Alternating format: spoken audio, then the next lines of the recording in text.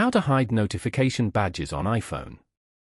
To get started, first of all go ahead and open up the Settings application on your phone. Once you're here, scroll down and go to Notifications. Notification settings allow users to customize how they receive alerts from various apps, controlling what is displayed, where it's displayed, and when it's displayed. On this page, scroll down to the Notification Style section and tap on any app. For example, Acrobat. You can manage the app notification settings from here. Now, turn off the badges switch as shown. You can repeat this to turn off notification badges for your other apps as well.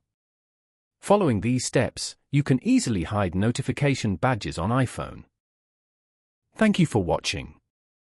Please leave a like if this tutorial helped you, or leave a comment below if you have any questions related to the video.